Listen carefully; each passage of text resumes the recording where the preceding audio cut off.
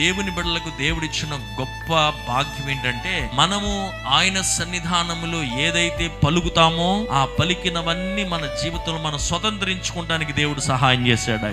ఆయన నామములో మనం అడిగిన ఏదైనా దేవుడు మనకి ఇస్తాడు. సో అవి మనం క్లెయిమ్ చేసుకోవాలి. మనం నడవలేం, దేవుడు మనల్ని నడిపించాలి.